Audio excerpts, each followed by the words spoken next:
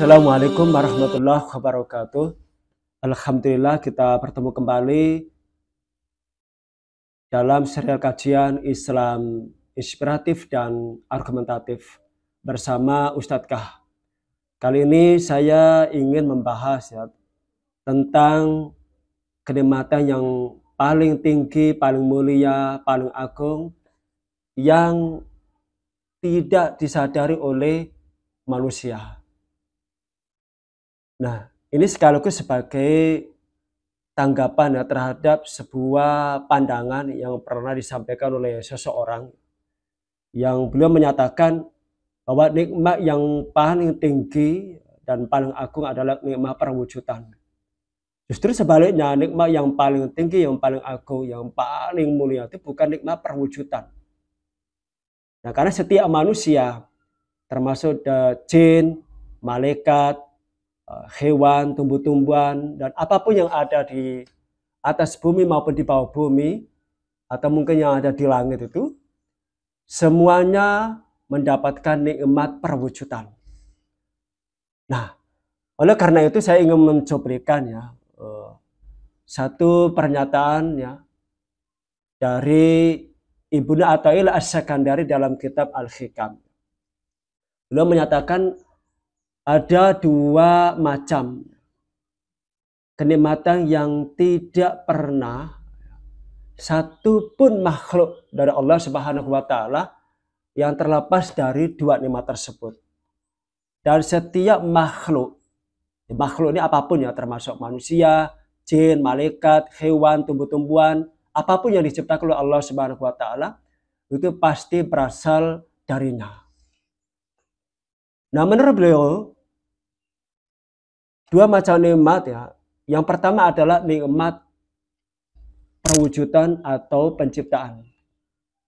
Nah, sebagaimana ditegaskan dalam Quran surat Al-Ghafir ayat 64 Allah Subhanahu wa Ta'ala berfirman, Allahul ladzi ja'ala lakumul arda qarara was samaa bina wa sawwarakum fa ahsana suwarakum wa razaqakum minat thayyibat dzalikumullahu rabbukum fatabarakallahu rabbul alamin.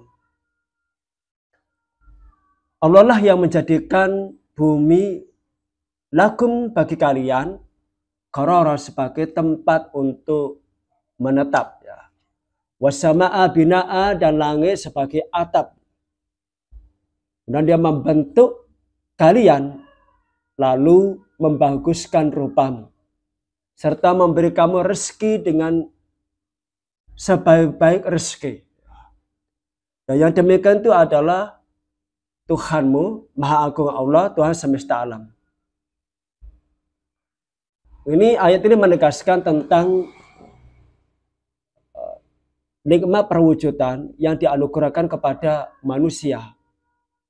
Nah, penerima perwujudan ini bisa kita rincikan Yang pertama adalah dari tiada menuju ke ada Jadi kita adalah makhluk Allah Subhanahu wa Ta'ala yang sebelumnya tidak pernah ada, kemudian diadakan. Jadi ini adalah sebuah kenikmatan yang disebut sebagai nikmat perwujudan. Kenapa ini saya anggap sebagai nikmat perwujudan? Karena eksisten ini sangat diperlukan oleh makhluk Allah Subhanahu wa Ta'ala, termasuk kita sebagai manusia. Kita punya impian, kita punya keinginan, kita punya orientasi, kita ingin mewujudkan, mengejawantahkan eksistensi keberadaan kita sebagai makhluk yang diciptakan oleh Allah Subhanahu wa Ta'ala, maka kita membutuhkan nikmat perwujudan.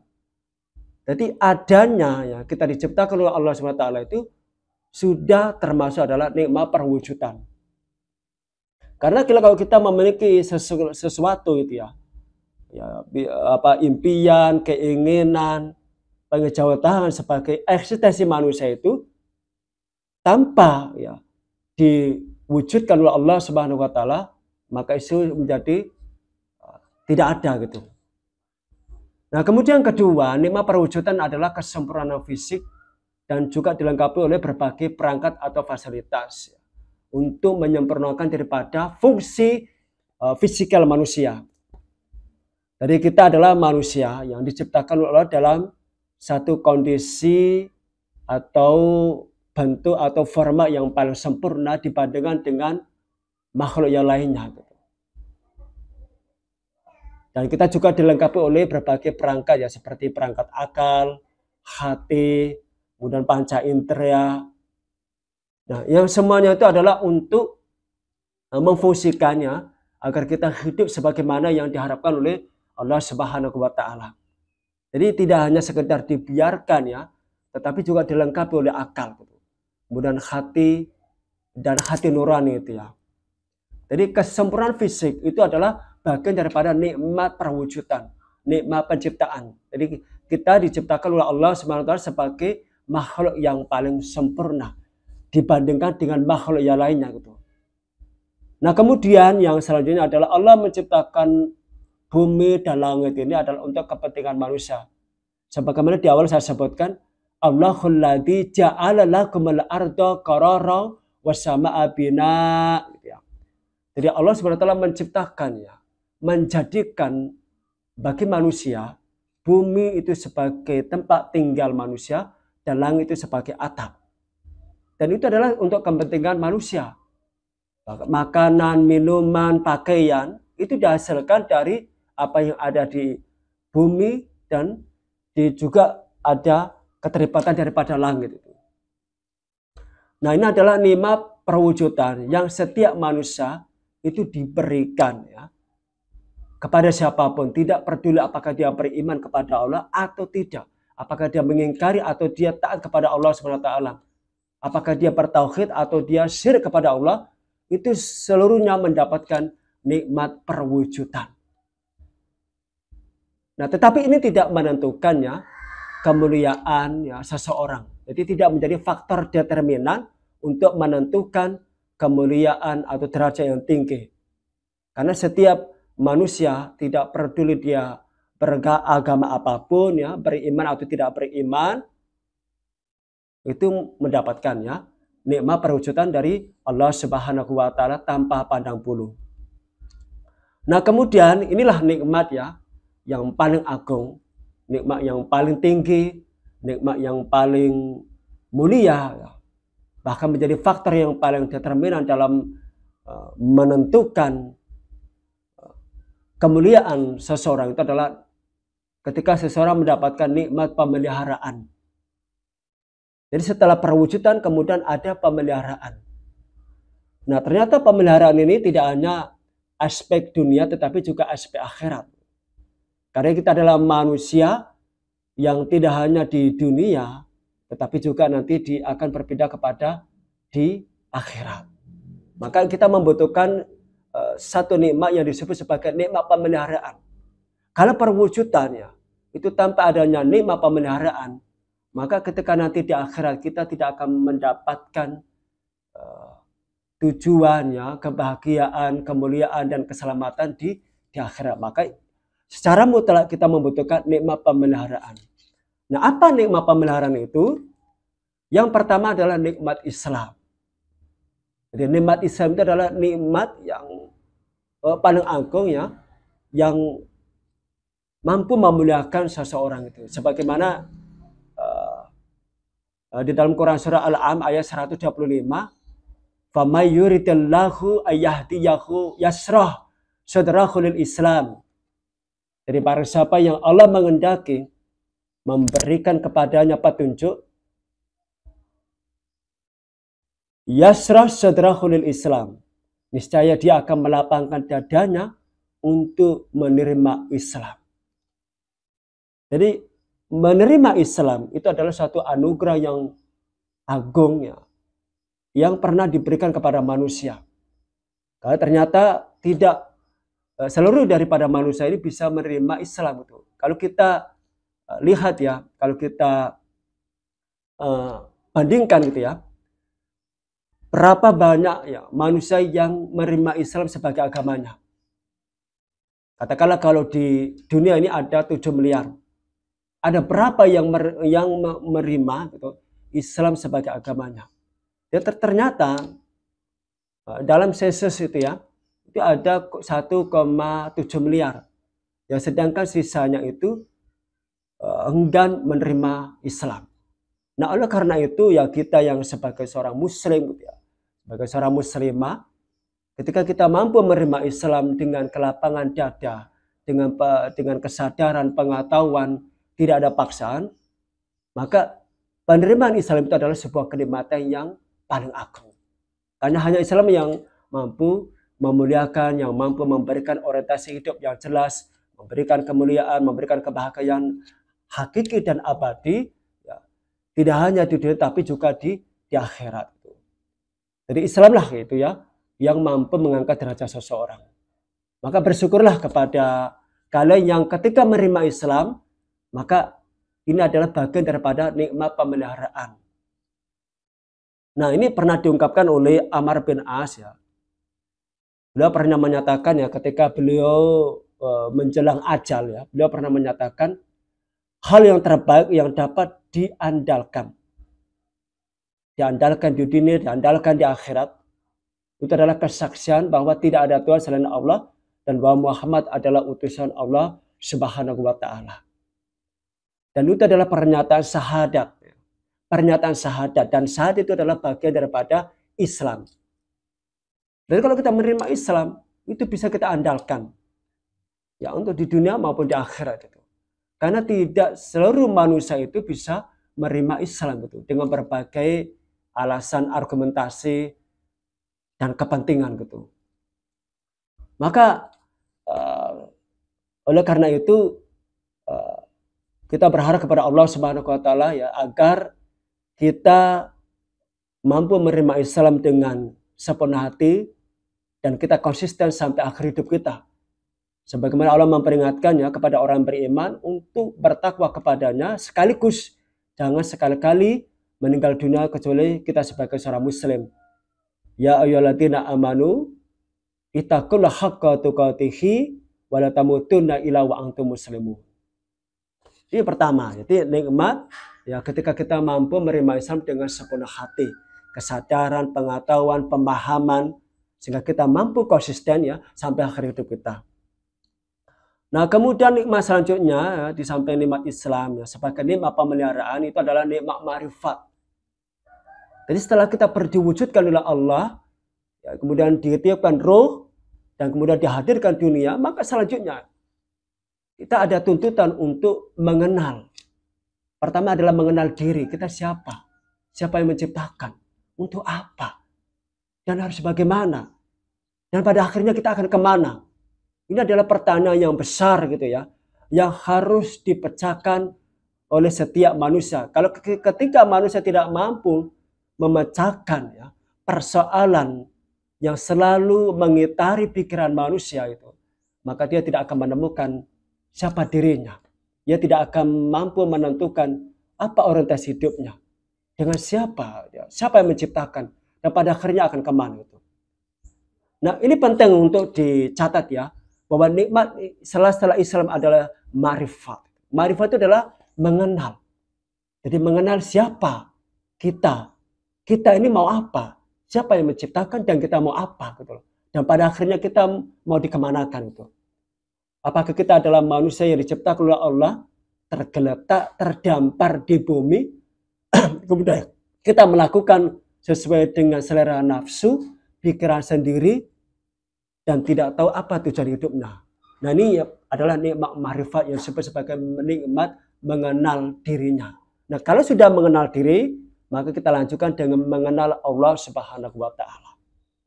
Nah, setelah kita mengenal Allah gitu, baru kemudian kita akan mampu memahami orientasi hidup.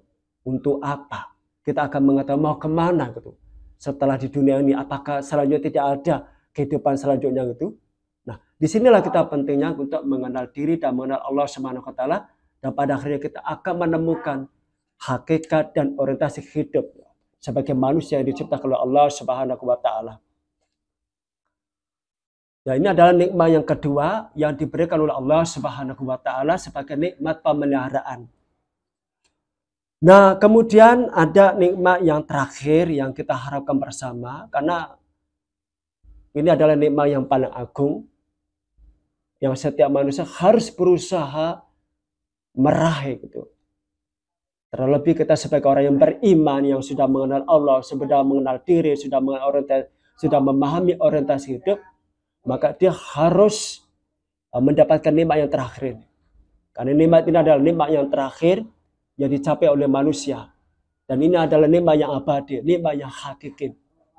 Kalau kenikmatan dunia ini sementara, tapi ada kenikmatan yang abadi, yaitu kenikmatan di akhirat. Apa nikmat itu? Yaitu nikmat menjadi penghuni surga. Tidak hanya sebagai penghuni surga, tapi kita diberikan kesempatan untuk melihat keagungan wajah Allah Subhanahu wa Ta'ala. Nah, ini sebagaimana dalam Quran surah Yunus ayat 26, lilladzina ahsanul husna wa ziyadah. Jadi bagi orang-orang yang berbuat baik. Jadi yang dimaksud dengan orang-orang yang berbuat kebaikan adalah orang-orang yang melaksanakan perintah Allah Subhanahu wa Ta'ala berdasarkan syariatnya dan atas tujuan untuk mengharapkan keridhaan Allah Subhanahu wa Ta'ala. Lilladzina ahsanul husna. Jadi orang yang berbuat kebaikan, al-husna, dia mendapatkan balasan yang terbaik. Nah, ternyata balasan yang terbaik ya menurut para ulama tafsir adalah surga. Makanya al-husna ini adalah balasan yang terbaik. Dari kebaikan yang kita lakukan di dunia, beribadah kepada Allah, kita mengorbankan pikiran, harta, termasuk nyawa sekalipun gitu ya. Bahkan kepentingan pribadi kita tanggalkan semata-mata untuk melaksanakan perintah Allah Subhanahu wa Ta'ala. Innalladzina inna sholati wa nusuki wa mayaya wa mamati lirabbil alamin. Itu yang kita lakukan di dunia ini semata-mata untuk mendapatkan al-husna, balasan yang terbaik.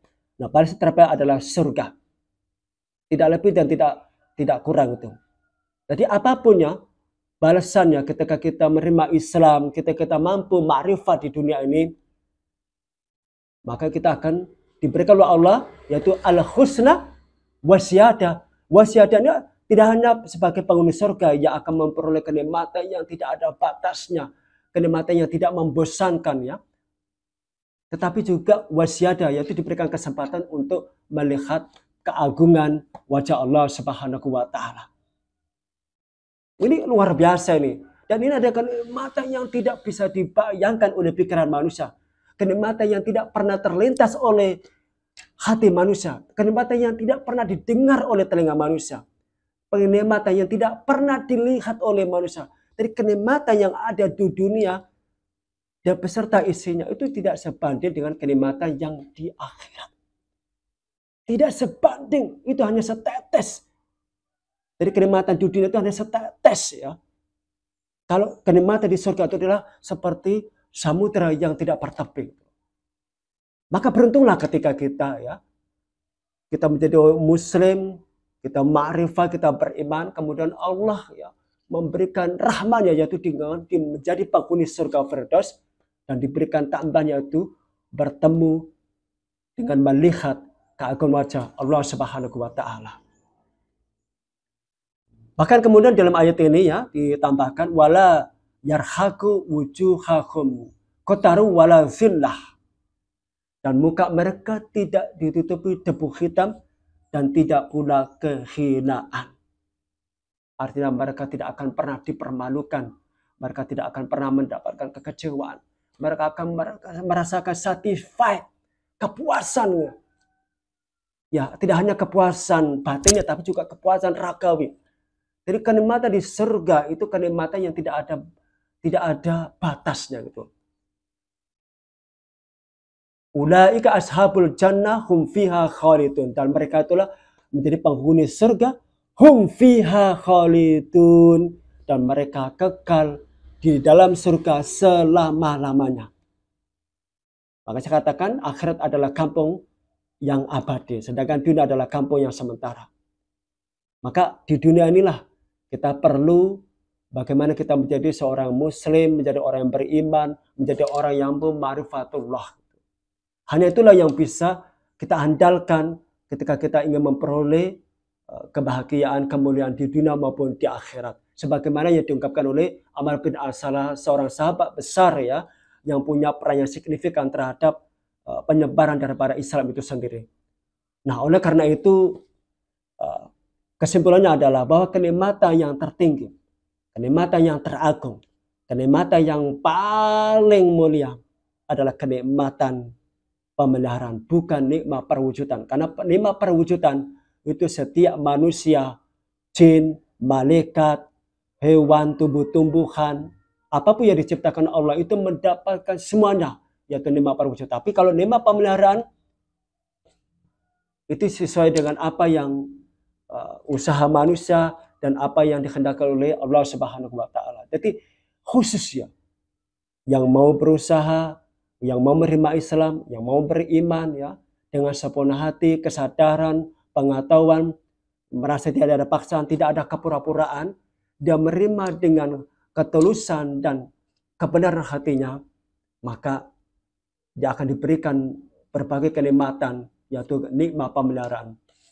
Nah, demikianlah ya yang perlu saya sampaikan. Mudah-mudahan ini bisa menjadi inspirasi ya, agar kita tetap teguh dalam berislam, kita tidak pernah ragu terhadap agama kita sendiri, dan kita berusaha untuk mendapatkan petunjuk di dalam Al-Quran maupun As-Sunnah. Karena Al-Quran maupun As-Sunnah itu adalah wahyu Allah Subhanahu wa taala sebagai clue-clue, petunjuk-petunjuk bagi orang yang beriman untuk memperoleh yaitu al-husna wa syiadah, surga dan kesempatan untuk melihat keagungan zat Allah Subhanahu wa taala. Ihdinas siratal mustaqim. Wassalamualaikum warahmatullahi wabarakatuh.